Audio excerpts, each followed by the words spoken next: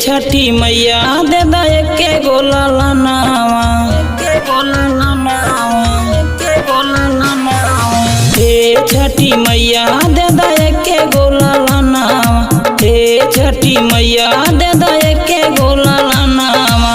सुन बट दूरा मैया सुनाया गानावा, हे छठी मैया दे दा एके गोला लानावा, हे छठी मैया दे दा एके गोला लानावा।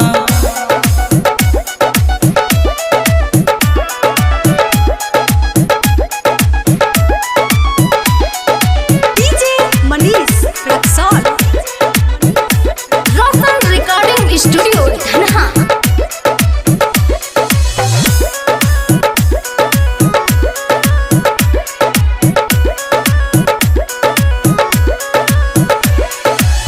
सुन ले बानी दानी हऊ अरजी पुरा दो, अपने ही बेटिया के जियरा जुड़ा दो, अपने ही बेटिया के जियरा जुड़ा दो। सुन ले हई दानी बाड़ू अरजी पुरा दो, अपने ही बेटिया के जियरा जुड़ा दो।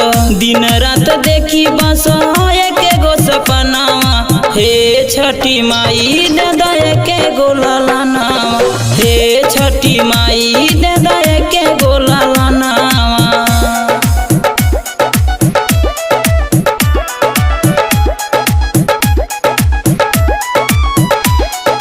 डीजे मनीष रक्सौल,